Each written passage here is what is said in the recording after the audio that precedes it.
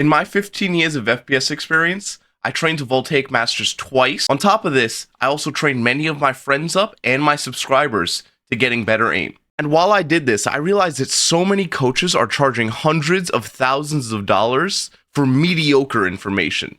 So I'm going to tell you everything you need to know to achieve perfect aim in any game you play. So sit back, relax, and enjoy Shotty's Yap Session, Episode 8. First up, the complete basics. What is aim? Well, aim is just hand-eye coordination for video games. It's pretty simple. Most people overcomplicate it, but really all it is you see where something is on your screen, like your crosshair, and then you move your arm accordingly. But unfortunately, when I say hand-eye coordination, everyone just loads up into a practice range or DMs or an aim trainer, and they say, you know what, let me just train only the arm portion of it. But unfortunately, from all the people I've met and all the people I've helped, nobody trains their eyes. Not one person, if you bring up eye stretches or eye training, they look at you like you're insane. Like, yeah, this guy's lost his mind, huh? Oh, super loser over here. But eye training is just as important, if not more important than hand training. So how do you train your eyes? Well, first, eye training is honestly pretty easy. Most of us don't realize how little we stretch our eyes or really use them besides just turning our head. Now, when I ask people to do this, some people do it, some people can't, or instinctually do it correctly. And what I'm asking you to do is look right. Now, how often do you guys turn your head right? When you could look right by just looking right. But unfortunately, most of us don't do that. Most of us, especially gamers, have gotten used to just keeping our eyes completely straight, only looking at one point or in general one like small cone of an area that we look at. But this is flawed in nature because there's so much that our eyes can do, and our eyes can help us so much more instead of worrying about the delay between moving your head, or just in general the disconnect it causes between your hand-eye coordination. Think about it like this. When you're in a real match, isn't it much harder to aim and move at the same time? When you could just be only aiming, and it'd be much easier. Well, it's a similar thing with moving your head instead of just moving your eyes. You could just move your eyes, and there's less disconnect between your hand-eye coordination for what you're trying to accomplish. In my Discord and in the description of this video, there's going to be a ton of eye training links.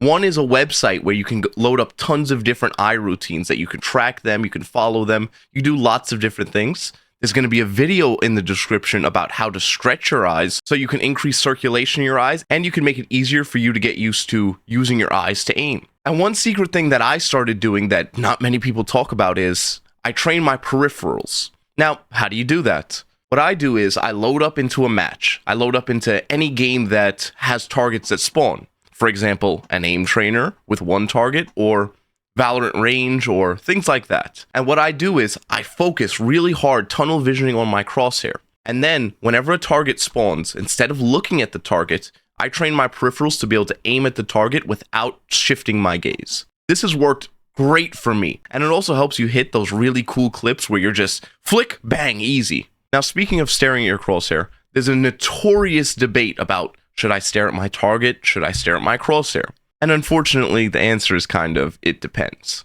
There's no one set answer on that because every situation is different. But even though there is no definite answer, a general rule that I use and I teach other people is that when your target is moving quickly or they're close to you, I recommend you stare at the target. And when the target is far away or they're moving slow, I recommend you stare at your crosshair. Now, the best way for me to describe to you why I use this is a little bit of an analogy I thought of a few months ago. When you were a kid, have you ever looked through those little paper towel holes? The little cardboard that the paper towel's wrapped around? When you look through it, did you ever notice that whenever your friends or your brother or your sister walk by and they're really close to the lens, it looks like they're moving super fast. They kind of just zoom right by. But when you're staring at your parents or another friend and they're all the way far away and you're using it almost like a telescope, do you notice how slow it looks like they're moving and how easy it is to track them? The same thing works for video games. If you focus on one tiny point, whatever's at the end of that point is clear and easy to hit, and whatever is close to that point is much harder to hit because relatively they're moving much faster. Now, of course, most of the best aimers in the world, they look at both, but we're not the best aimers in the world yet, and in time you will learn how to stare at both. So a good starting point is just looking at the target when they're close or they're moving quickly, and looking at the crosshair whenever they're far away or moving slowly. Now, a very common myth that I hear is, I can't change my sensitivity. It'll ruin my muscle memory for my aim. And while we'll talk about sensitivity later in the video, I'd just like to make it clear that muscle memory isn't really responsible for your aim. Just like I said, it's like hand-eye coordination. There aren't many cases where someone's hand-eye coordination is completely ruined because of external factors. No matter what, if you have that hand-eye coordination, for example, you're a hitter in baseball, just because the wind blows the ball a little different or you use a different bat, you still have that skill in hand-eye coordination to be able to see where the ball is moving and still hit it. So don't let the fear of muscle memory ruin your chances of experimenting with new sensitivities and possibly finding something that works better for you. Now, before we can start talking about aim training or anything like that, we have to talk about something that's, in my opinion, more important. It's our emotional state, or in general, real-life things. Most people only focus on what they're doing in a game, but they're never really looking at their mentality or their emotions or even their physical health. All of these have impact on the way we play video games. Funny enough, even our diet. But unfortunately, we don't really see any YouTubers talk about, here's a gamer diet, here's this, here's that. If you want to optimize your health or if you want to optimize your reaction time, you should eat this. Unfortunately, no one really talks about that. And honestly, coming from being a fitness YouTuber to doing this, it's like, it makes no sense that we don't talk more about it because they go hand in hand. Now, the first thing is our mental. Now, unfortunately, I've met tons of my friends and players that I've just played with that have mentals that, honestly, like that, I don't know how you ever improve. And while all of this is what works for me, my opinion on it is, your mental for a video game should be your mental for everything. You should look at it as everything is your fault and you should control it. You should do what you can to control it. Because unfortunately, in real life and in video games, we don't have any control over what other people will do. We don't have any control over what our friends will do. We won't have any control over what our teammates will do. So you should always take into account what you did wrong. Now, there's been plenty of matches where I've dropped 40 kills in Valorant. My first ever 50 bomb, it was near the beta. And I had 50 kills. It was like a 16-15 round, and we lost. We lost 15-16, and I had 50 kills. I was so mad, dude. But I couldn't really blame my teammates. As much as I wanted to, I couldn't. Because even the last 3 rounds we lost, I think I died first. I didn't even get a kill. I just died. And while yes, on paper it looks like my teammate who's bottom frag with 10 kills in 16 rounds, or what, 31 rounds. Yeah, I could say it's all his fault, but that doesn't help me improve.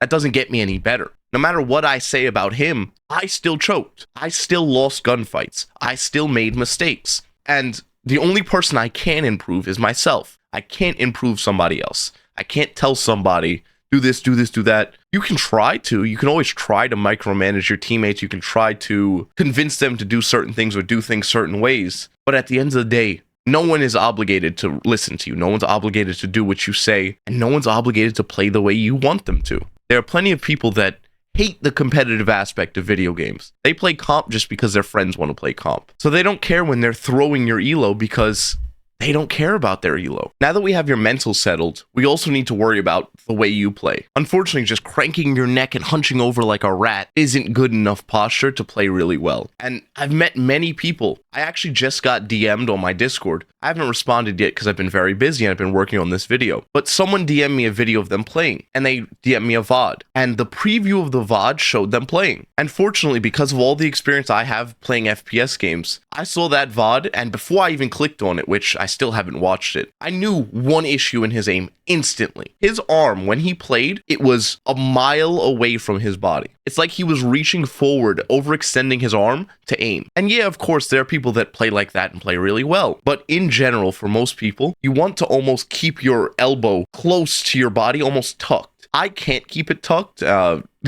Weird flex, but my lats actually push my arm too far away, so I can't really keep it tucked like some people can, because my rib cage is sort of large, so it's hard for me. I'm not trying to flex. I'm gonna get like 30 comments. All right, bro, Mr. Ribcage over here, the lat man.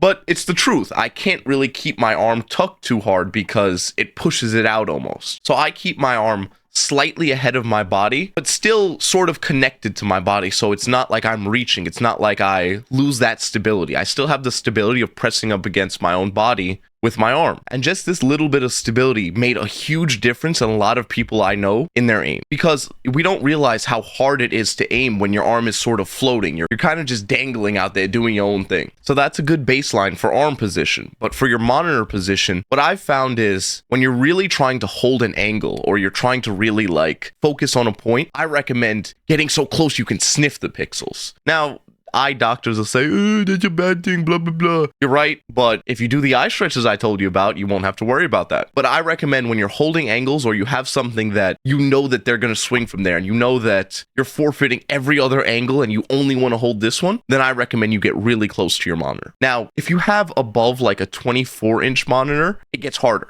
Most people don't talk about this, but I personally believe the reason why pros have 24-inch monitors and 1080p is because everything is compressed. 1080p gives you better frame rate, and the smaller monitor makes it so that you don't have as much to look at relatively. For example, when you're driving, you have to look at everything. Your left mirror, your right mirror, your front windshield. You have to look at your blind spots. You have to look at everything. And it's all in a wide area. That's also why some people find it much easier to drive small cars, because there's not much you have to worry about. There's not much you have to pay attention to. And it's all squished in one place. But for gaming, we have the luxury that we can change how squished everything is. So if we have a smaller monitor, everything's in a more compact position, so you can see tons of angles easier. And this leads into the point about whenever you're either clearing angles or there's a lot of angles you're exposed to, I recommend you sit back a little bit. And the reason why is you can see everything. Like, how many times have you been spectating your friend and you're sitting there, you're watching him play, and you're like, bro, you just saw him. He's sitting right there. And like the enemy is having a cup of tea sitting watching your team like, quite, he's stupid, isn't he?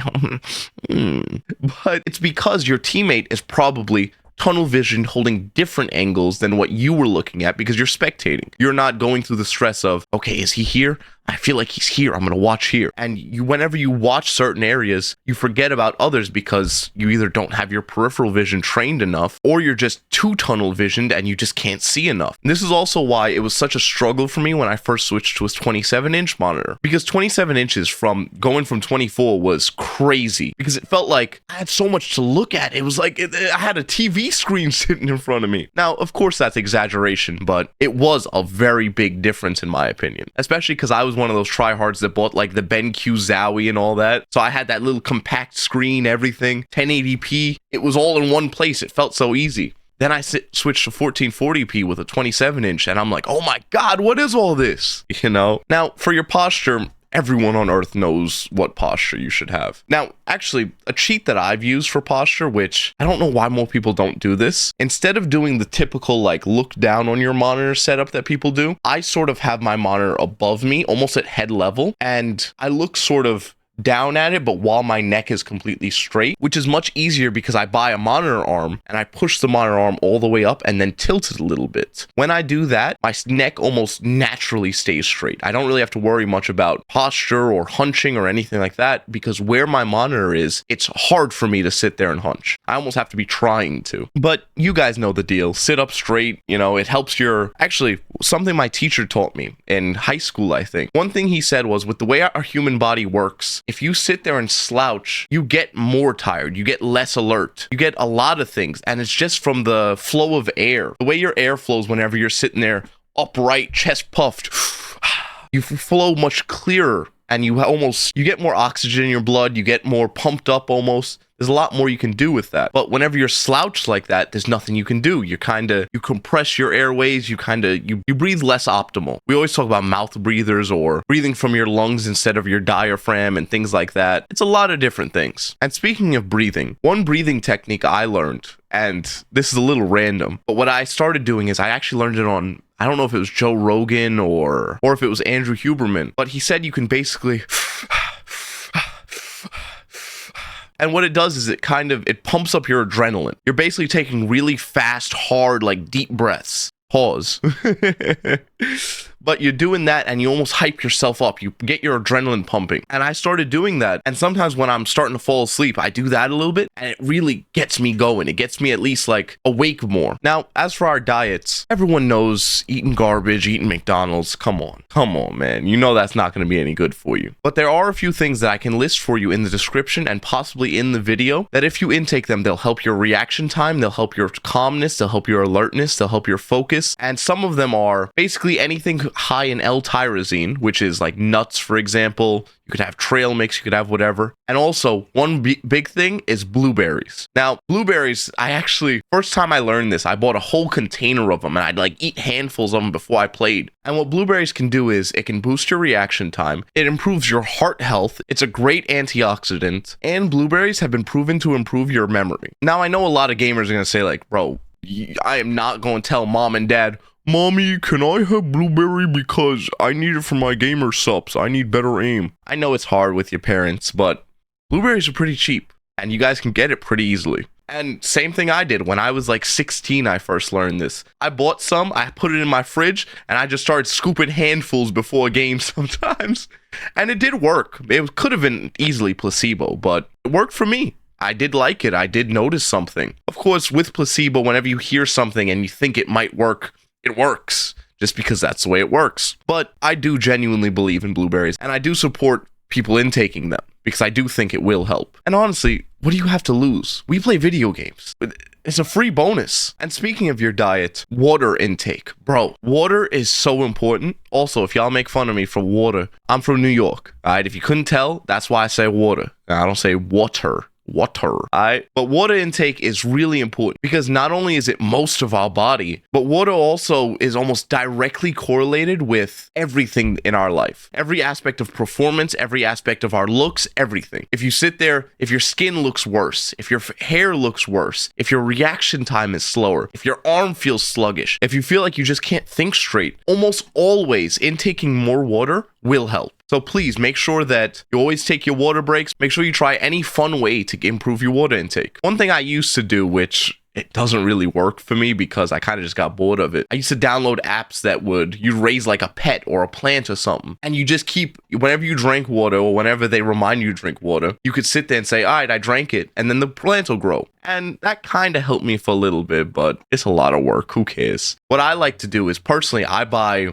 one of those gallon jugs, and then I just drink it throughout the day. I just fill it up every morning, and I try to finish it every day. And that works pretty good for me. Now, finally, for our physical health. Most people sit there, gamers are fat, gamers are this, gamers are that. I forgot who it is. Is it FaZe Rug? Whoever it is that is going for the pull-up record. He is, bro, I love him. He's the GOAT, bro. That's so amazing. But your physical health is important. And you might ask, okay, why? First of all, your wrists. Your wrists are used a lot when you play video games. Your wrists and your shoulders. And I've noticed many people, they'll either get carpal tunnel, their shoulders will be sore after playing, or their wrists will be sore and it'll click almost whenever they play. Now, I've struggled with this for a long time. So I know how to deal with it. I've had to deal with it in the past, and I know what it's like. There's a few things that I did, though, that worked great for me. Now, in the future, I'm going to release a more, like, in-depth gamer workouts video, you know? But one thing I really like to do was, there's something on the internet called fat grips. And what they do is they wrap around a barbell or a dumbbell or whatever, and they're just bigger than normal. I might put a photo up of it on screen, but they're just basically, they make the bar thicker. And what it does is it kind of engages a lot more tiny muscles in your hand and your thumbs that are used for holding, for grabbing, and things like that. And they're all super undertrained for most people, except for, like, I don't know, construction workers. My dad is great with it. He's a construction worker, and he's great with doing the fat grips because whenever you even swing a hammer, when you use a jackhammer, when you do a lot of things, a lot of tiny muscles in your hands are the ones that get sore. That's why the memes about "you got soft hands" go around for construction workers. Even my dad, he used to tell me that when I was a kid. It's like, yeah, look how soft his hands are. He ain't worked hard day in his life. But it is important. Because even for gaming, if you sit there and you work your wrist more, especially like my right wrist is substantially fatter than my left. Now, that might be because of extracurricular activity, but it's also because of the specific workouts I do for my wrist. Now, on top of having fat grips, what I'd really do is I put a fat grip on a heavy weight, usually like, right now I have it on 35 pounds because it is pretty hard, and I just hold it. I squeeze it as hard as I can, I hold it, and it'll tire out different muscles in my wrist, and it'll also get me used to working my thumb better, because a lot of people's thumbs are criminally undertrained, and their pinkies. But just buying a fat grip, or if you don't have money for a fat grip and you just don't want to buy one, another thing I like to do is I either take a baseball bat or I take something that's long and heavy on the end of it, pause, and I do little stretches. Like here, if I show you the camera, right here, I'll hold something like this. I have my bat here. I hold my bat and it's heavy on the end, heavy up here, and I take it and I do extensions like that. You see how I'm letting it all the way forward, and then I pull it back up. And I do that, and then I'll maybe do rotations with it, and you're trying to only rotate with your wrist. Yeah, I'll show you. I'm trying to do this. I go down, up, maybe rotations with it, and it strengthens a lot of your wrist, and it helped me a lot. Now, for most people, it might be too hard to start off with something really heavy, but it works. And try to find anything around your house that you can do that with, because it really does work. I'm telling you, that's amazing. And it's free. You could sit there and you could do it with weights, but why? It's free. And you know, we all play video games. We don't have weights. Also, on the topic of physical health, make sure you go for a jog, make sure you get your blood pumping, make sure you do something along those lines before you even think about playing video games or anything like that. Because a lot of the time, especially what I've noticed is, even after a light workout, just getting my blood pumping, I play better.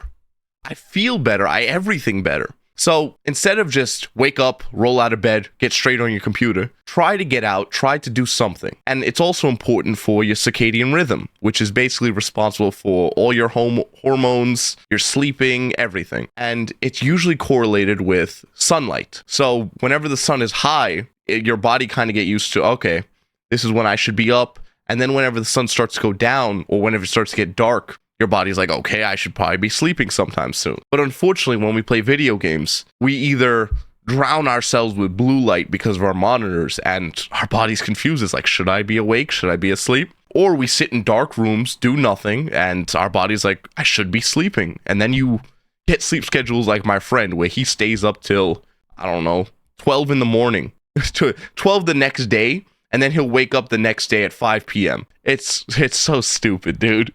But it's easy to do that when you don't get enough sunlight, when you don't go outside enough. So make sure you guys do that. Make sure you don't fall into that category. Because so many people worry about, I need better aim. But they're not even focusing on basic things like their own health. Now, before you can start aim training, you need to find your proper setup. Now, for a proper setup, there's a keyboard, there's a mouse pad, and there's a monitor. Fortunately, there are hundreds of free resources that teach you how to find your perfect one, or in general, just give you a tier list of the best. First up, your keyboard. Keyboard is simple. Who needs a special one except for the Wooting? Wooting is pretty much the best keyboard there is on the market right now. Now, today is September 26, 2024. So if that changes in the future, I'll make sure to let you guys know. But for now, if you want one of the best keyboards there are on the market, just buy a Wooting. And if you can't afford a Wooting, the Apex Pro is a great secondary option. And honestly, most of the regular keyboards in the market are all the same. So if you're not getting a Wooting, there's no point in wasting too much money on something special. Now, in my Discord and in the description, I'm going to post tons of resources to find your perfect mouse and your perfect mouse pad. Now, for mouse pads, there's fast pads, there's slow pads, and there's control or medium pads. I'm going to show you guys this document right here, and it's going to be in the description.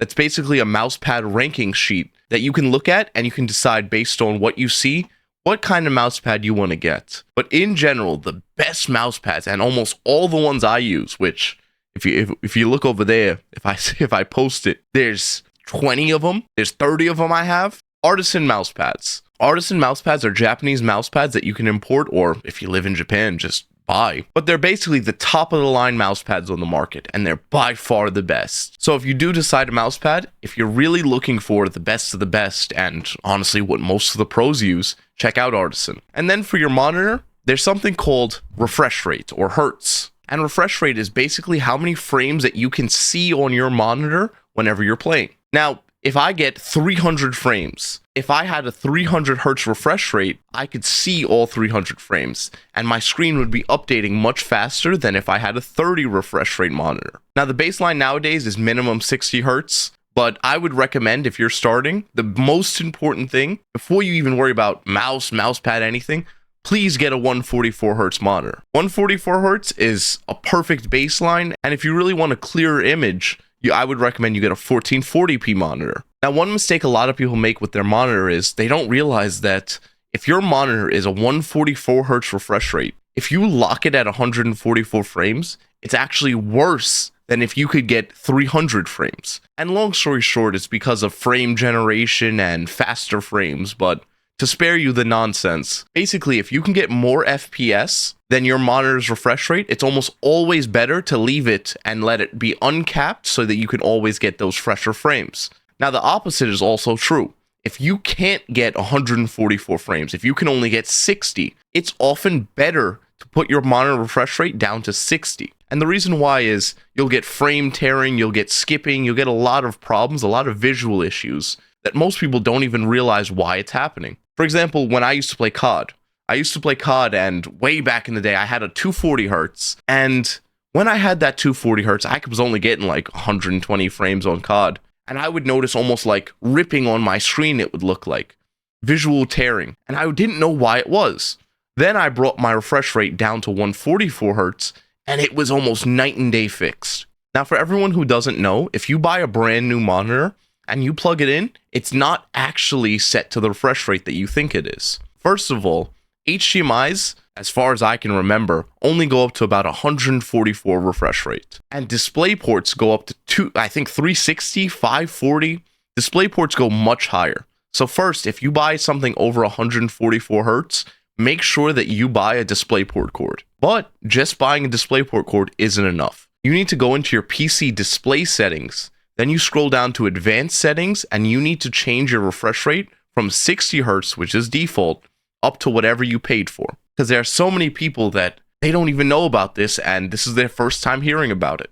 So they've been buying this expensive monitor, and they've never used it properly. Now, if you guys do want to know what my monitor is, I'll be leaving it down in the description so you can buy it down there or just check it out. Now, finally, the moment everyone's been waiting for.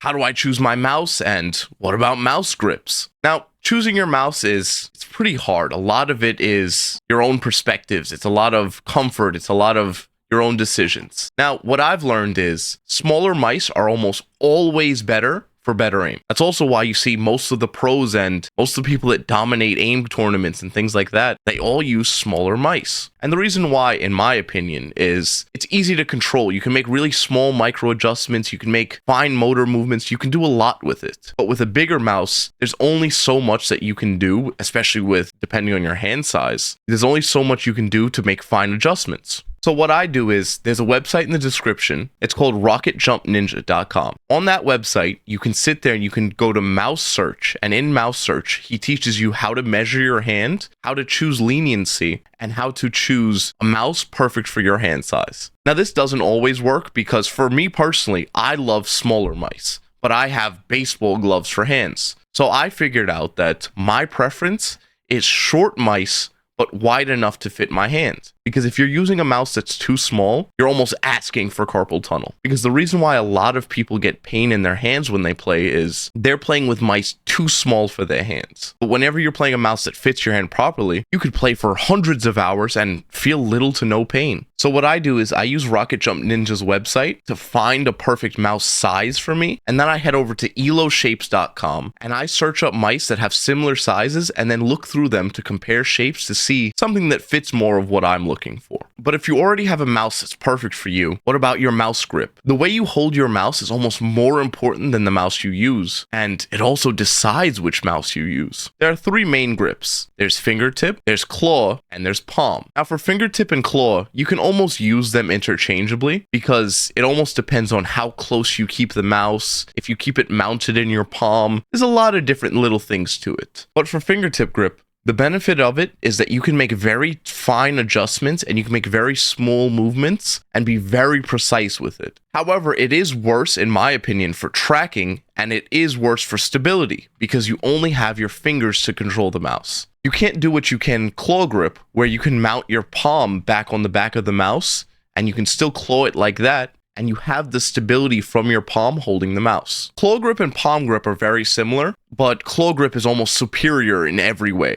Palm grip is when you basically have your entire hand flat on the mouse almost, and while it's most people's default, it's extremely comfortable. Unfortunately, it's terrible for aim because you can't make any fine adjustments with your fingers, and you can basically only make large adjustments. So that's where claw grip comes in. Where in claw grip, you can still have the comfort of resting your palm and stability of resting your palm on the mouse, but you have your fingers clawed up so you can still use your fingertips to make vertical movements. Now, at the end of the day, which mouse grip you choose, it doesn't really matter because you can find people at the top level on any grip, so it doesn't really matter. You should use what works for you and whatever you find most comfortable. And also, grip sometimes depends on the game you play. You might play a game where you don't really need any micro adjustments, and you only need far, long tracking movements, so palm grip might be your best friend. And vice versa, you might want to play Valorant or something where you basically always need micro adjustments, and you might want to play fingertip. It all depends, and you need to be able to make your own decisions for that. Now for the basics of sensitivity. Your sensitivity in combination with the DPI of your mouse is what controls your aim, is what controls how far you move in-game based on how far you move in real life. That's why aim is usually categorized in cm per 360. Now, what that means is how many centimeters it takes for you to move in real life to do a 360 in a game. And as for DPI, DPI is how many dots your mouse tracks per inch you move in real life. So basically, 1600 DPI is double 800 DPI, and 800 DPI is double 400. Now, along with centimeters per 360, people also talk about eDPI whenever they're talking about sensitivities. Your eDPI is basically your in-game sensitivity multiplied by your DPI. And this is a great way to find out what someone's sensitivity is based on your DPI. For example, if someone has an eDPI of 1600, but your DPI is 400, and you want to know what their in-game sensitivity is for you, what you would do is you would take 1600 and divide it by 400. And then you'd be able to find out, to get the same sensitivity as them, you would have to have an in-game sensitivity of a 4. Now, speaking of DPIs and converting sensitivities, what I've noticed is, and what I've noticed that other people that watch my videos have noticed, is that your DPI, based on what you kind of started at, has an effect on the way your aim feels. Now, what do I mean by that? I've noticed that even if I have the exact same sensitivity with 800 DPI as I do with 1600 DPI, the 1600 DPI just feels worse. And I think part of the reason why is we do sort of get used to the pixel skipping that happens whenever you're using 800 DPI or 400 or 1600, whatever one you used to main. And this is what kind of causes when people say, it doesn't feel the same. People talk about, oh, well, 800 DPI on a 2 is the exact same as 1600 DPI with a 1. Now, while that's completely true, it doesn't always feel like that for most players, and I've noticed that what you should do is, instead of copying the best DPI, which, by the way, according to most is about 1600, you should just use whatever you're comfortable with. Now, on top of DPI, there's also something called polling rate. And while some people say it's placebo or doesn't really do anything, the industry standard for polling rate, which is how many times your mouse updates its position, is 1000 hertz, and it's slowly rising up to 4000 hertz. And basically all that means is your mouse will update 4000 times of its position to your computer compared to 1000 times at 1000 polling rate. Now, if you can't afford a better one, or if you just don't really care, it isn't a massive difference in my experience, but I would recommend to at least try it at some point. But I would recommend you never go under 1000 hertz, because under 1000 hertz, you instantly notice a difference and you will play worse, and overall your gaming experience will feel worse. Now, if you guys do want to switch your sensitivity from one game to another, I'll have a website in my description and in my Discord that you can use to convert your sensitivity between any game. Now, speaking about different sensitivities for each game, did you know that it's really important that you play different sensitivities on different games? Now, most people are against that because most people say, no, this is my perfect sense. This is my muscle memory sense. But unfortunately, that's not really true. And if you're playing, for example, Counter-Strike or Valorant, or games in general that require really fine adjustments and not much 360s, not much flicking, not much tracking, which we'll get into later, you would play better if you just lowered your sensitivity. And unfortunately, aim coaches always talk about your sensitivity or you have to train this in your aim. But most coaches and most people don't mention enough that the biggest issue with most bad players isn't really, oh, they haven't aim trained enough. Most of them are just sabotaging themselves with insanely high sensitivities or really suboptimal setups. Now, if you do want to find out, is your sensitivity just way too high? What I do is I do a quick Google search of the average EDPI of pro players for whatever game I play, and then I usually try to choose a sensitivity that's near that range, or if my sensitivity is just out of that range, I'll probably just use my regular sensitivity then. But many players have sensitivities that are so far out of the range that it doesn't even make sense that you're playing it. And unfortunately, not enough people tell them that. They kind of just keep going along with that terrible sensitivity and say, I'll get used to it eventually. Which, unfortunately, that's just not true. There's always certain sensitivities that you could just play better on, or just play easier on, instead of pushing yourself to a level that you just don't have to be at. Like one of my friends, he was aim training, and we were talking, and I said, you know that if you just lowered your sensitivity, you play better. And he was like, yeah, I know. Some of it's kind of just an ego thing. I want to be able to train at this level. I want to be able to do well at this level. And I understand that. But you also need to sometimes understand that sometimes you're just shooting yourself in the foot.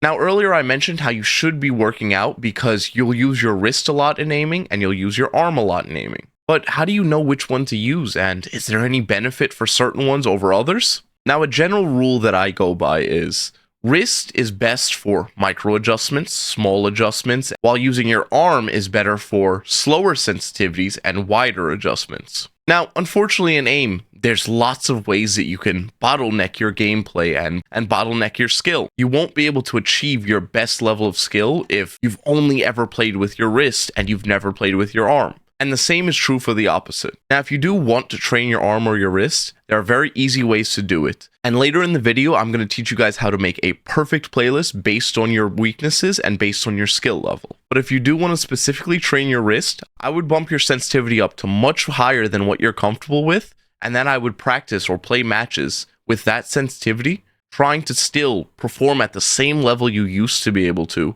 with your slower sense. And for improving your arm aim, I would recommend you bump your sensitivity all the way down to something that you're uncomfortable with and keep playing like that. On top of this, high versus low sensitivity has its own benefits. Playing on a high sensitivity will improve your smoothness and it'll make you better at controlling really shaky movements.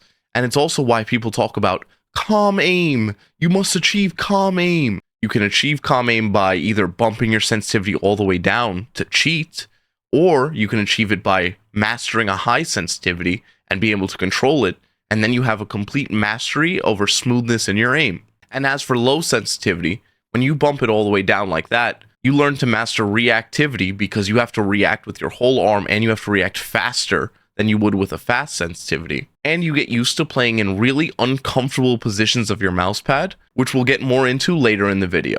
Now, the moment we've all been waiting for, what are the categories of aim and how do we train them? Now, before I get into that, I'd like to take a moment to say thank you so much if you watched this far into the video, and bro, I love this stuff. I'm making this video right now, and this is an hour and 3 minutes of me recording, and I'm not even halfway done, I don't think.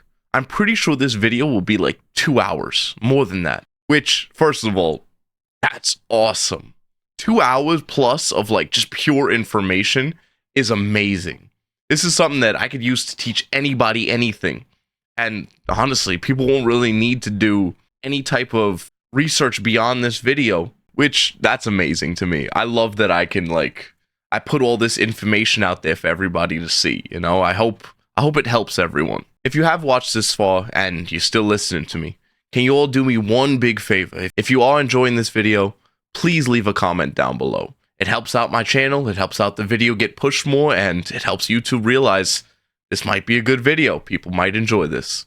So if you do enjoy it, please let me know down below, and if it's not too much trouble, leave a like too while you're at it.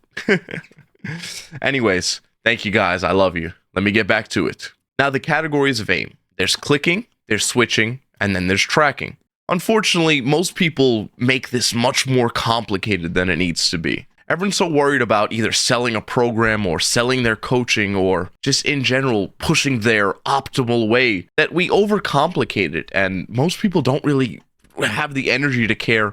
Well, actually, I have to work on my reactive switching, tracking, clicking, timing thing. It's too much too fast. So I'm going to break it down a little bit for you guys. I'm going to break it down into the categories. I'm going to break it down into the common weaknesses for each category and how to fix them, and how you can find out what your weakness is and how you can fix it too. And by the end of this video, I'm going to teach you guys how I made my own playlist. And this playlist that I made for myself is what I used to break all of my plateaus that got me up to masters. And if you didn't know, after implementing my strategy and doing that playlist, I think it took me about a week and I set 4 brand new master scores, which was amazing for me. But now that you know the categories of aim, you need to figure out where to train them. Now, there's a ton of aim trainers, and in the future, I'm going to release an aim trainer tier list. But for now, there are 2 big kings of aim trainers.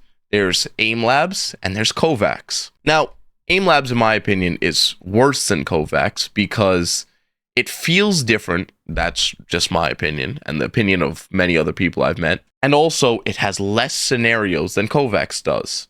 Now, they have different scenarios, like some are better on Aimlabs, some are better on KovaaKs. But unfortunately, Aimlabs doesn't have as many or the same quality of scenarios that KovaaKs does. So, if you're serious about aim training, I would recommend you try out Aimlabs, see if you enjoy it, see if you want to get serious about it, and then I recommend everyone buy KovaaKs. Now, there's plenty of ways to get KovaaKs for cheap, and I've even seen it for like $4 many places, and during some sales. So make sure you look out for that, and in the future, when I blow up a little more, I'll do a giveaway for KovaaKs codes and help everyone out. Now, many people, when they hear aim trainers, they wonder, why should I aim train over playing the game? And honestly, I've never really understood that argument. People ask, do they even work? Why should I use it? And it's like, for example, do you remember PuBG way back in the day, where the only way you could get gunfights and the only way you could get practice is by hot dropping in the most popular place and then getting a gun and then getting as many gunfights as you can?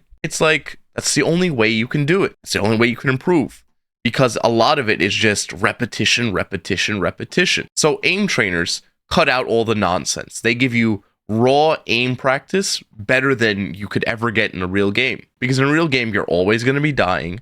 In a real game, you're always going to have to wait to respawn, and sometimes you just get BS'd out of kills. So aim trainers allow for a very direct practice on what you might be bad at or just what you might want to improve. And I said this once in another video, and it got a lot of support. In my opinion, getting above average aim takes far below average effort because everyone sucks. And coming from the fitness community, most people don't realize in that community and in this one how bad the average person really is. Like, for example, the body of an average American is not what you would see at a gym. And most people, they go to a gym and they see Ronnie Coleman over here and Arnold and this and that, and then they get a skewed vision of what reality really is. They really believe that people like that, because you see them so much in a gym, or for example, in an aim community, you see so many Matty Overwatches or Celestial players, you think that's normal. You think that there's just a ton of people like that, and that's okay, and that's what you should be striving towards. But the unfortunate truth is, most players are terrible. The actual, average player is far worse than what you think. But unfortunately, because we all play aim trainers, and we're in aim communities, and we're in Voltaic, and we're in this, and we're in that, we all think, oh, well, the average player must be masters. And I said this in my video. I said, top 1% aim is masters. And in my opinion, top 1% I think is lower than masters. But I got so many people saying, oh, no, it's not. I know so many masters. I know so many grandmasters. But do you realize that most people don't get gold in Voltaic? Most people can't get silver in Voltaic. Voltaic is hard for most people. Even iron. People can't get iron. Even me, I couldn't get I don't think I got iron complete for a few days when I first started aim training. And it's until you give that direct effort, you don't realize that most people don't have that direct effort. Most people are far worse than what you see. Now, the skill levels as we get older and as more people get into gaming, it keeps rising, of course. It keeps getting better. But in general, most people still suck. There are still people that hold a mouse like they're using their left hand for the first time. And just because we surround ourselves with great players doesn't mean we should forget what it's like for normal people. Because we're not normal.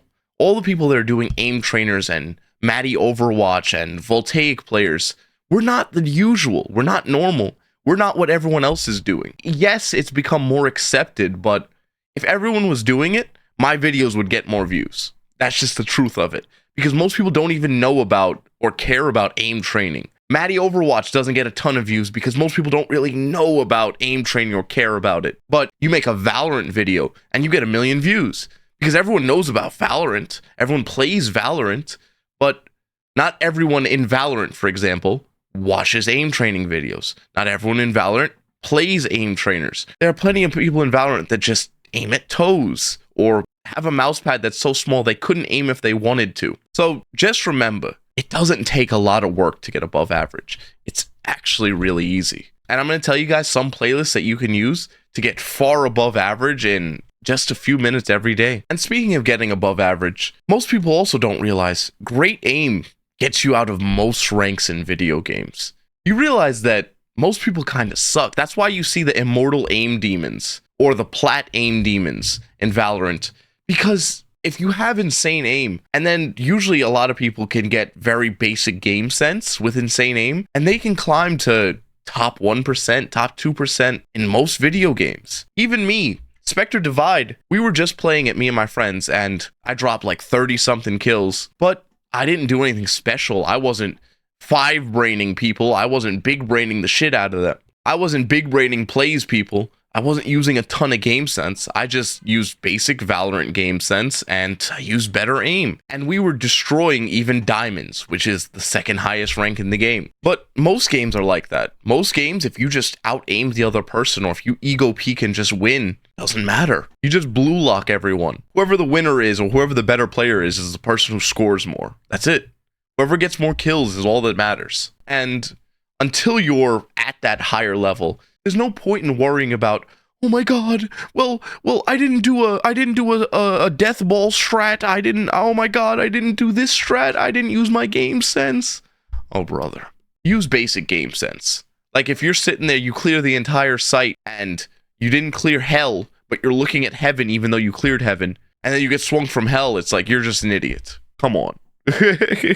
Now, you're hearing all this about aim and all that, but how do you benchmark your aim? How do you get a good baseline of where your aim is at? Well, fortunately, in Aimlabs and in KovaaKs, there's an implementation from an aim group named Voltaic that has benchmarks and ranks that you can rank up in that tell you exactly where your skill level is, and they give you a cool little pretty rank to go with it. To access this in KovaaKs, you go up to the top left where it says Sandbox, you click the drop-down menu, and you go to Benchmarks. From there, you go find the Voltaic benchmarks, which it's separated by novice, intermediate, and advanced, and you can play them based on your skill level, and it'll give you a pretty little shiny rank too. And for Aimlabs, if you prefer that, you go to voltaicapp.com or voltaicapp.something, and then from there, you type in your Aimlabs username, and you'll be able to find your own account, and you'll be able to click the play button and you can go straight to their playlist and play those maps. Now the play button, I don't believe it works if you're on the Epic Games launcher, but if you're on Steam, it does work and you can click links to go straight to Aimlabs and open it up. Now, these benchmarks, most people don't recommend you use these to improve your aim. So what do you use to improve your aim? Well, I'll go into that after I give you the breakdown of each aiming category and how to improve each aiming category. One thing I've noticed people seem to forget whenever they're playing is you don't have to just load up a playlist for the sake of playing it. You should practice with intention. You should get on that day and decide, okay, maybe this is my weakness, I need to improve it, or this is my weakness and I need to improve it. Instead of just saying, this playlist, yeah, yippee! Because a lot of times, sometimes it will either overdevelop one of your skills and your weaknesses will just hold you back, or you'll just improve nothing because you're doing such a garbage routine or with such little effort or such little intention that you just never improve. Now, at the higher level of aim, a lot of people talk about, well, Grandmaster is actually the cutoff for improving your aim in-game, and you're just going to be improving at aim trainers at that point. When actually, I believe that improving only at aim trainers is more of a way you play, not a result of what skill level you reach. And what I mean by that is, a lot of the time, people are just min-maxing aim trainers to get the best score or playing in the most perfect conditions. But a lot of the times, we're not playing in the way that we would in a real match. We kind of change the way we aim based on what scenario we're doing and how we have to get the high score. Now, don't get me wrong.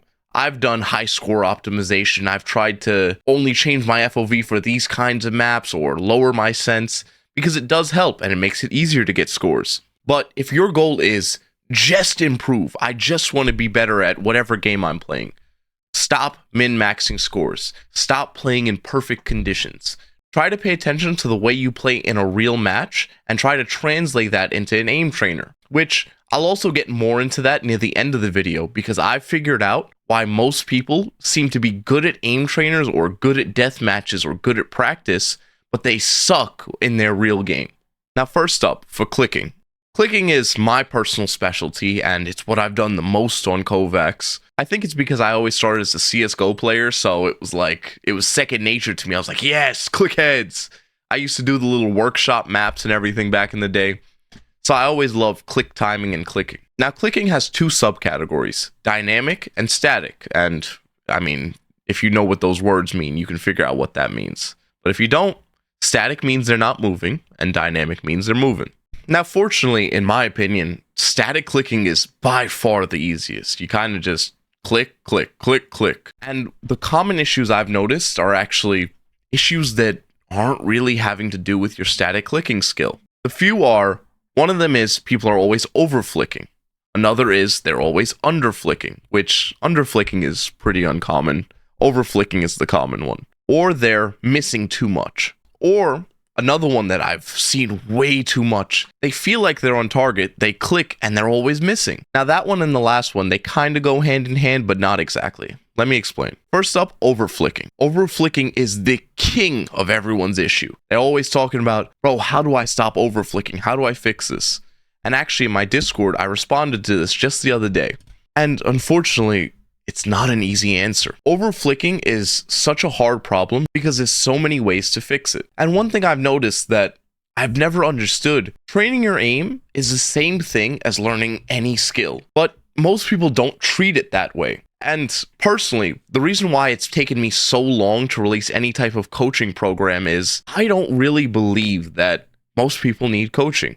Unfortunately, coaching, in my opinion, is mostly just, I push you in the right direction, and then you have to put in all the work. Because it's not actually hard to get amazing aim. And most people don't realize that. Getting amazing aim is pretty easy, which I'll talk more about in a little while. But unfortunately, we all don't stick to a routine. We all don't stick to aim training every day. We don't do anything. We kind of just, I'm going to do my favorite maps. I'll do it for like 2 days in a row, then quit next week and then skip 2 weeks, and then I'll go back to it. And if you expect results like that, you're never going to get it. But for over flicking, it's the same as anything. You have to spend a lot of time on fixing it. And that's why I hate helping people with over flicking, because I can't do anything for you. Over flicking is something that you have to make conscious efforts to fix, and it takes time, which one of the reasons why you over flick is your autopiloting. Have you ever noticed that you change your sensitivity? And after you change your sensitivity, you feel like your aim is perfect, you're right on target, and you're finally making perfect flicks. And then you play with it for a day or two, and you're over flicking again, or you're under flicking again. Most people don't realize that the reason why that is because when you first change your sensitivity, you're actively aiming. You're focusing on your aim. You're focusing on making those adjustments. And then once you get used to it, once you have your little quote-unquote muscle memory, no one cares anymore. No one sits there and says, I gotta focus on this. I gotta focus on doing this properly. I have to aim this specific way. And we all autopilot. And autopiloting is the destroyer of most people's aim. You could sit there and get Voltaic Masters. You can be Voltaic Grandmaster. You can be Astra. But if you're autopiloting when you're playing real games, it doesn't matter. Because you're never going to have that active aim that you put in whenever you're aim training in a real game if you're autopiloting. So if you're having the overflicking issue, I recommend you put more conscious effort into focusing on when you're aiming or the way you're aiming. I also recommend you make conscious efforts into underflicking and then completing the flick. And if you don't know why you should do that, basically if you overflick, you go past the target, meaning you're traveling a total farther distance than you would if you underflicked and then finished the flick. That's also why many people recommend for you to underflick, because it's always better because you move less. Now with your overflicking issue fixed, what about your click timing or your hit confirmation? Unfortunately, it's similar. You can't really directly focus it. But one way I did find, and it's something that a lot of better players use, is Pokeball maps. In Pokeball maps, you're able to flick over to a target and you have to hold left click or your shoot button on the target for X amount of time before they actually disappear. And what this does is it forces you into better habits. When you flick, it forces you into making sure you're on target or holding your crosshair on target for an extended period of time. This works great for improving your hit confirmation, but unfortunately, it's easy to cheat. It's easy for you to do wrong. So I prefer, when I teach people things, I prefer to do something that is harder to mess up because you're doing a principle, you're not actually just doing a map. And the principle I try to go for is, whenever you play, you try to get 100% accuracy. But not just that, you start on huge targets. So, for example, 1 wall 6 targets TE, which is the biggest targets. And you go from the biggest targets, then you go down to maybe 1 wall 6 targets, I don't know, like regular. Then you go down to 1 wall 6 targets small. Then you finally end off at 1 wall 6 targets extra small. And on each of the maps, you want to make sure that you're getting 100% accuracy. And just that drill alone should help you practice your hit confirmation. And by the end of it, you'll notice that all of your aim is better too, because you begin to practice proper technique. Other than that, proper technique for static clicking is as simple as click, draw a straight line to the next target, click, do it again. Now, there's a lot of debate on should you do the Bardas method, and if you don't know what that is, a really fast flick to the target, under flicking, and then finishing the flick. Or should you do other methods? Now, me personally, I've noticed that all of my best scores are not me under flicking. I'm almost always on target when I do it, but there's a certain way I do it. A lot of it is tension management, which I'll mention later in the video. But what you do is you try to make almost flowy movements where you're flicking to a target and you're constantly moving. Some people, when they aim, they flick, then they stop for a second to like almost think or to aim or something along those lines. And what you really want to do is you want to keep constant motion. You want to be able to flick, click, flick, click, and you won't always be on target. You won't always be accurate. But with good practice, you should be able to improve that, and you shouldn't push your speed before it's too early. You should try to go for 100% accuracy a lot of the time. And when you're practicing, you want to have certain days where you're focusing on pure accuracy, and the other days you can do what I used to do, which is pushing for better speed. And how you do that is, what I like to do is I drop my sensitivity really slow, and then I try to flick and hit the targets as fast as possible, but I usually do it where I'm not getting 100% accuracy. I usually aim for above 85, or sometimes like 90-ish, but in general, you're trying to push your speed of your aim. You're trying to be able to flick to a target, realize where your crosshair is and your target is, and line them up faster, which a lot of people, they get stuck in the 100% accuracy zone, and they never actually push their own limits and push their own boundaries of how quick they can aim. And then they just get stuck at, I can't aim any faster. How do you get so many targets? How do you do that? When they're just not really training properly to push it. Now, besides static clicking, there's also dynamic clicking, which is you hit moving targets. And hitting moving targets is a lot of hit confirmation, and some of it is also tracking. Now, dynamic clicking, unfortunately, isn't something that you have super special technique to do. It's kind of just, you do it right or you don't. And funny enough, it has the same issues that people have in tracking. But when you're doing dynamic clicking, you want to be able to flick over to the target, but you want to make sure you're not predicting the target. A lot of people, for example, they see targets that are moving left to right in a like set pattern. And a lot of people, instead of aiming at the target, they put their mouse where the target's going and just wait for it to line up, and then they click, which that could get you high scores and it could work. But unfortunately, you're not training the fine motor skills of actually aiming or actually aiming at a target. So when you're doing dynamic clicking, try not to lead your shots, and also try not to track the target. Now, for complete beginners, it's not the end of the world to track the target, but it does build bad habits. Because unfortunately, the biggest issue for most people when they're doing dynamic clicking isn't the fact that they can't click the target. It's the fact that the target's either moving too fast and they can't keep up, or they just in general don't have the smoothness in their aim to be able to track and hit the target. But that's where tracking comes in. And in tracking, there's two main issues people usually have. One of them is smoothness, and the other is reactivity. Tracking really proves what one of my friends said, or one of my subscribers said, off Sitch. He said that it's the purest form of aim. And yeah, it is. And that's also why I hate it. Because tracking is just, you keep your crosshair on the target for as long as possible. But a lot of people have criminally undertrained tracking because a lot of people don't enjoy it, or a lot of people, especially my subscribers, are Valorant players. And when you play Valorant, who cares about tracking? You care about click head, click head, click head. But they don't realize that without tracking, all of your movements are going to suck. Even when you flick to a target, even when you move from one target to another, that's all a matter of smoothness. And out of all the people in my Discord that I've helped, and a lot of people, I've been doing free coaching for people. And a lot of the biggest problems I've noticed is most people's tracking is bad.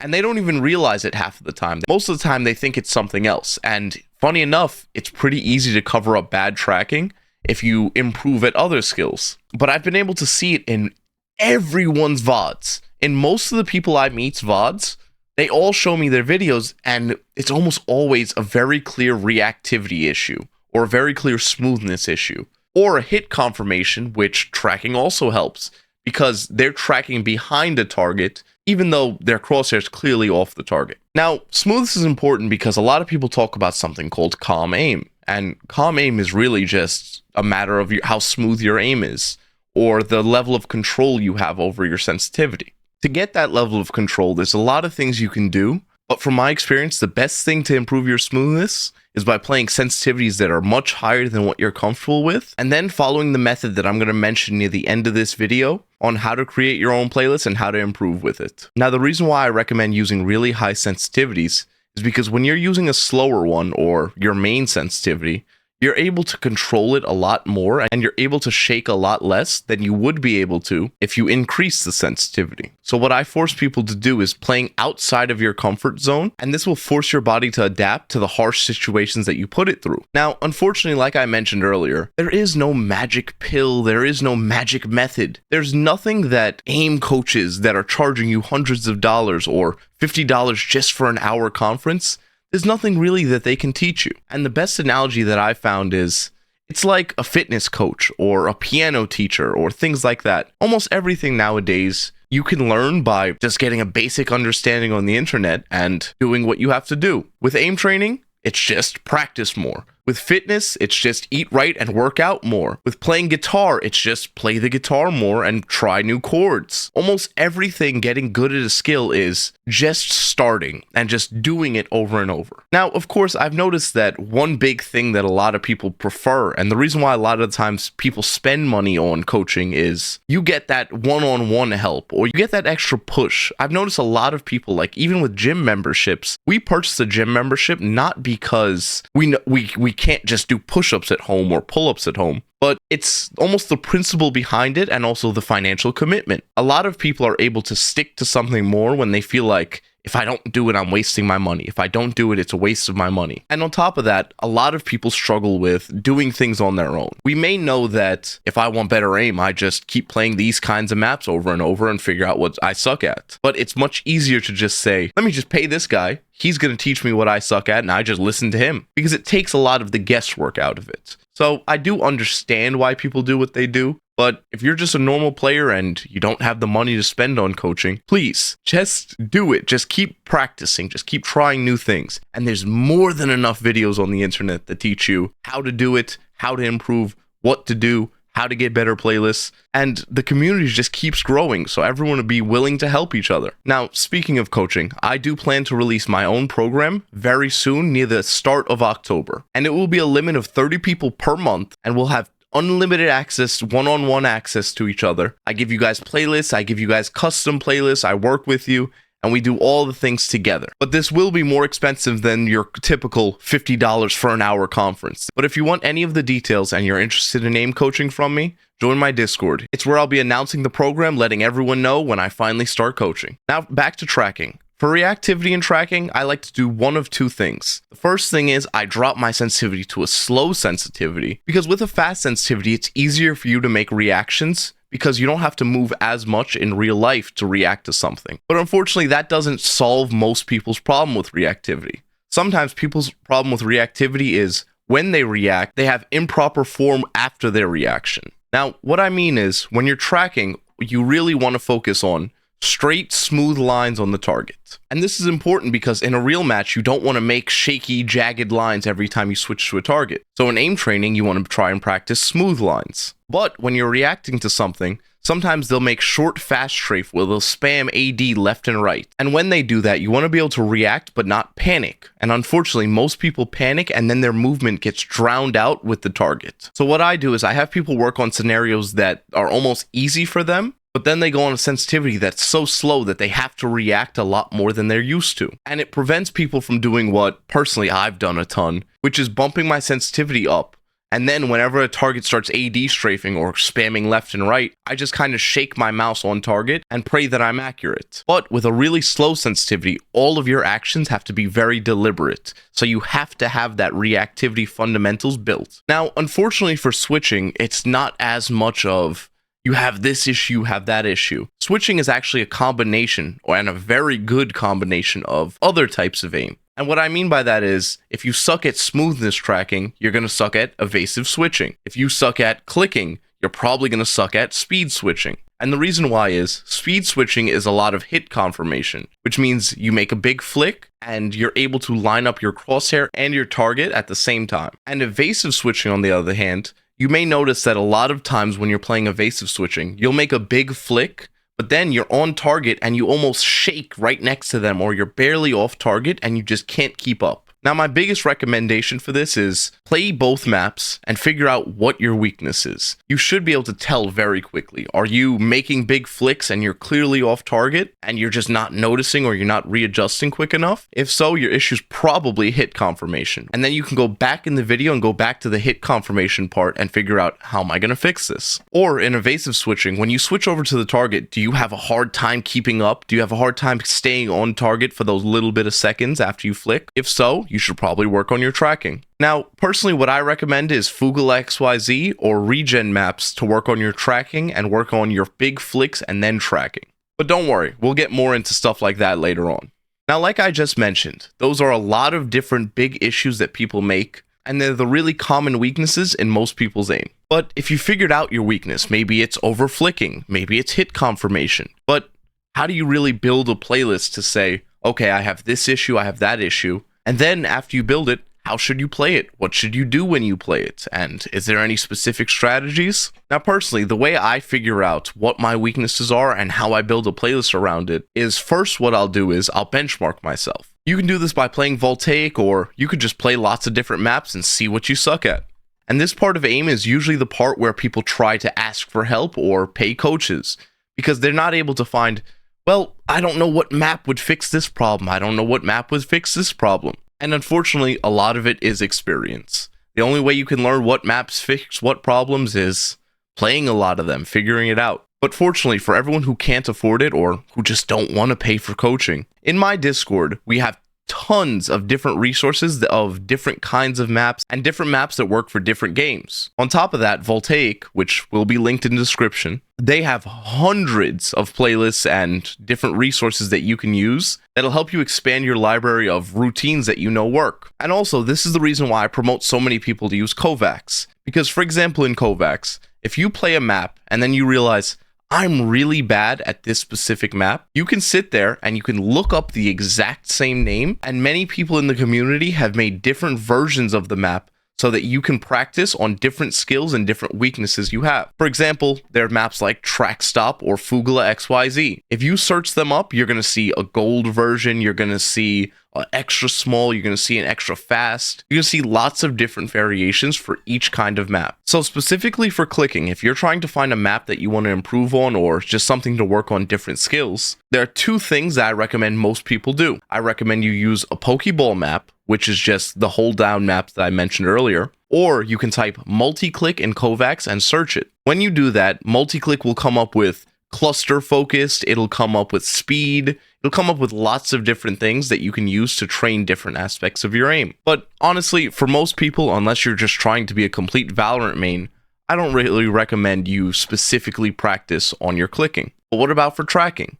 Well, for tracking, there's a lot of different maps I can recommend. So instead of me wasting your time telling you 100 different names, I'm going to leave maps in the description for tracking, for clicking, and for switching that you can all use that'll help your aim. And the best way you can build your own routine is by playing those maps. And what I do is, if I want to improve myself or if I just want to make a routine for myself, I play certain maps and I figure out, okay, I definitely performed way above average on this or way below average on this. And I find out the ones that I'm an underperformer for. For example, in clicking maps, I'm always almost top 1%, if not top 1%. So if I see a map in clicking that is maybe a different focus and I'm way below top 1%, I'm like top 30, I'm like, okay, this is clearly a weakness of mine. So I add it to my own playlist. And then sometimes I found maps where, okay, Fugle XYZ, for example, I found that I wasn't that good at it, but I did perform above average. But the only reason why was because this was an easier version of the map. So what I did was I would look it up. I would look it up on KovaaKs, or I believe you can do the same thing on Aimlabs in a lot of times. But I'll look the map up and I'll look for harder versions or smaller versions or different things like that, which in the future I'll make a huge video on the way you can customize KovaaKs to make anything harder. Because they recently released like adaptive training or something along those lines, which it's awesome. It's really cool. It's a little quirky sometimes, but it's pretty helpful for a lot of people because you don't need a different map. You can just alter it like that. But after I find the maps that I know are my weaknesses or I clearly underperform on, how do I play them? What kind of structure do I put for my training? Now, personally, what I do is I play the playlist on my regular sensitivity or the sensitivity that I know I play well on. And I try to set high scores on all of the maps. Once I do that, I change my sensitivity to something I know I'm uncomfortable with. So, for example, really high or really low. And then I go through every map once again every single day. And then KovaaKs will track your progress so you can be able to see when you beat your own high score. And I do that every day. And then it usually takes me about 4 or 5 days to beat my old high score, sometimes 3. And after I beat my old high score, I change my sensitivity again, higher again, or lower again. And I keep doing that. And the best way I can describe what that does is it creates artificial difficulty. A lot of people talk about, how do I break a plateau? How do I do this? How do I do that? Or for example, in voltaic benchmarks, the intermediates are too easy, but the hards are too hard. So what I tell people to do is create fake difficulty. And you can do that by playing in an uncomfortable position or playing in a way you don't normally, or increase your sensitivity or doing a sensitivity randomizer. All of these are great ways to break plateaus and keep improving at any level. And the only reason why I know this is because before I hit Voltaic Masters for the second time, I sat there and I sat down and said, I suck at this, I suck at that, I suck at this, I suck at that. And I made a huge playlist. And I even posted that playlist in my Discord and told anyone, if they want to use it, here you go. And I did that routine with different sensitivities every single day. And I think in about 6 days, I decided to do the benchmarks again, and I crushed all of them. I think the only thing I didn't hit masters in was evasive switching. I can't remember. It was one specific thing I didn't hit it. No, it was speed switching. I didn't hit speed switching voltaic masters. But to be fair, I didn't train any hit confirmation, so that's probably why. But I'm telling you, that works really well, and it's easy. You don't have to sit there, let me make 100 routines, let me do this, let me do that. That takes too much work. Now, what about all the people that aren't time crunched and they just want to do the most optimal routine, the most perfect way to improve? In my opinion, there's nothing better than Voltaic Daily Improvement. I mean, I can't even lie. Low Gravity 56 really ate with that one. Because honestly, it's the best. It's easy, it's structured, and it causes constant improvement because there's so many routines for it and there's so many different levels that once you get too easy, you can always improve. You can always increase difficulty. My only complaint with it is it takes too long. And for normal people, who wants to do that, honestly? But if you just don't want to get a coach, you don't want to get help, and you just decide, let me just do this, let me get as good as I can, there's nothing better than that. And if you guys don't know what Voltaic Daily Improvement is, I'll leave it down in the description for you. You can click that link and it'll teach you everything about it. But long story short, it's daily routines at your skill level that you can improve each skill of aim every single day. Now, before the final point about why you might be good in aim trainers and bad at video games, I'm going to give you guys a few tips about aim that I think everyone should know. The first one is listening to music while you play. Now, there were many studies years ago about doing homework or doing tests, and when you study, you listen to certain songs, and those songs can help you recollect what you studied whenever you're taking the exam. And personally, what I believe is completely true is that music can help you get almost in the zone and also help you recollect your practice, and it almost gets you in the correct mindset to play better or aim better. So I do genuinely believe there is some merit to spending time to make a sweat playlist or a try hard playlist so you can sit there and work on your aim and work on improving yourself. Now, on top of this, there's important things to know about when you should aim train and why you should aim train at specific times. One thing is, a lot of people have ideal times that they play the best, and there's no one way I can tell you what that time is for you. For me, it always was earlier in the morning before like 6 o'clock, 5 o'clock. Unfortunately, I had to get used to playing later because my friends are only on late. But the best time I found to solo queue or just play in general was always around 4 o'clock, 3 o'clock. But you have to figure out what that time is for you and what time you play best. And on top of that, if you want to min-max the most amount of improvement in the shortest amount of time, there's something called neuroplasticity. And it's basically our brain's ability to learn new things. And this only happens when we're sleeping. So what many neuroscientists say, and what many people in the balisong community and lots of other communities say, is that if you want to learn something, or if you want to learn something quicker, sleep after you finish it, or after you do it. And the reason for this is it helps our body to learn new skills and new habits. So you can also apply this to anything. Just try to push whenever you aim train closer to bed. Now, I'm not telling you to aim train for 10 hours and then instantly go to bed. That's crazy, obviously. But instead of doing that, try to push it down to like the last 2 hours before bed. And then when you get off, you chill for a while and then you go to sleep. Just make sure you give yourself enough time to relax and calm down, because the quality of your sleep is much more important than just the amount of time you sleep. On top of this, our body has 3 main chemicals that are responsible for us focusing. So if you've ever realized, I can't focus or I can't stay focused, if you want to know a cheat code to releasing all the correct chemicals, and I covered this in another video if you want to check it out, you can take cold showers. Cold showers will help you get alert, it'll help you focus better, and it'll help you perform better overall whenever you're doing something. So sometimes you can try it out by before you decide to play a game or before you decide to aim train. You can try to do a cold shower or spend a little time in a cold plunge and then get to playing and see how different you feel and see how much more awake you feel. And now the final thing, before I tell you guys why you might be better at aim trainers than you are at real games, is rest days. Most people don't realize the importance and how impactful a rest day is whenever you're learning anything. People talk about it in the gym, they talk about it in so many other skills, but for aiming, we don't mention it enough. Whenever you're sleeping, whenever you're relaxing, whenever you're taking those days off, that's most of the times where you improve the most. And I know many people have noticed it. Have you ever taken a break from video games because your parents put you on vacation and for like a week you don't play anything, but then you come back and you're better than you were before? Sometimes we burn ourselves out. We play too much. We do too much.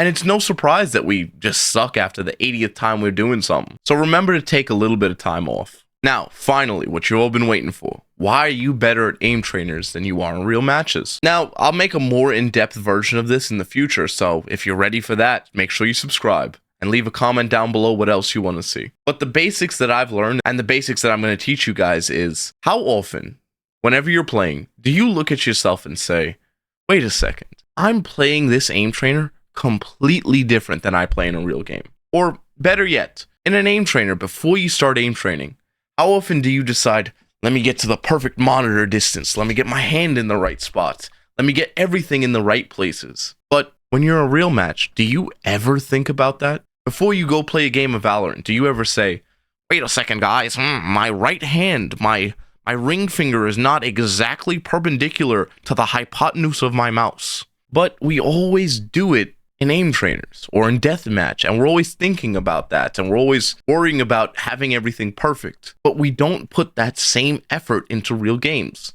In real games, we don't even waste our time doing that. We don't even think about that. Now, on top of that, it could be other options like ranked anxiety, or you're just bad at the game. And what I've recommended most people to do is 1, get an alt account. Right away, you should always have an alt account on a game if it's a free game, or if you're balling like that, you know? But if it's a free game, there is no reason you shouldn't have an extra account. And the reason why is you could have one account that you're always practicing on, so you don't care about ranked, and then you have your main account that you're climbing on. So you can still get ample practice while also not being afraid of losing in ranked. Now, what if ranked anxiety isn't your problem? Maybe your issue is game mechanics. Unfortunately, things like that I can't really save you on, because you have to be able to notice your own issues and fix it. But what I can help you on is guiding you when it comes to gripping your mouse and playing in different positions. A lot of the times, and I know it's happened to me plenty, so it's probably happened to you guys. Have you ever played and then you realize you're in a part of your mousepad that you hate or you just can't play good on? Well, the best thing I found to fix that, and it's honestly, I notice a lot of people struggle with it in real games, is lowering your sensitivity so that you always have to play in every corner of your mousepad. Now, if your mousepad's like a 1x1 block, which I know plenty of people have it, you should be able to play on your 1x1 block, and you should be used to it by now. But if you don't have a 1x1 block, make sure that you're used to aiming in every crevice of your mousepad, because unfortunately, in a real game, you're not going to have ideal conditions. And honestly, we should stop practicing like we do. One big thing I always do when I'm aim training is try to watch a YouTube video or listen to something or do something else. Just like these videos, you should be listening to these while you aim train. But if you do that, it distracts you and it keeps your brain from having 100% focus. And I believe that it trains better habits than it does sitting in complete silence tryharding. Because in a real match, when do you get that?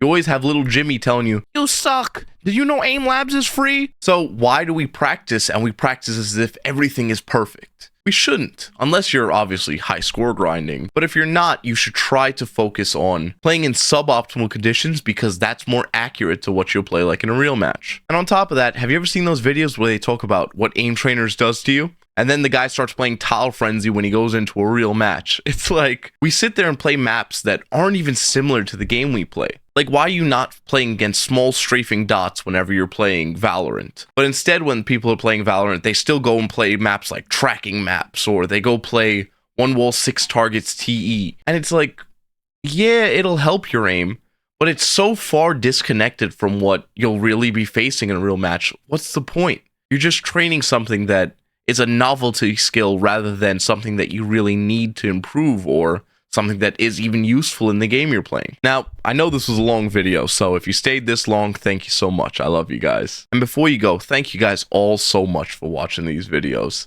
I was sick for weeks now. I only recently got my voice back, and it's not perfect. But I'm so glad I'm able to create this content for you guys. I'm really glad you guys enjoy it, and I hope this video also delivered on that front. I think there were little things I could have done better or framed better, but I'm still improving as a YouTuber. And hopefully, by the end of this year, I'm going to drop a 2025 How to Get Perfect Aim movie. So look out for that. And please, if you enjoyed this video, please show me support down below. It helps YouTube realize that this is a good video, and it teaches people all the things I know. And Toothless and I say, thank you for watching, everyone. Have a good one. God bless you. Love you guys. Have a good one.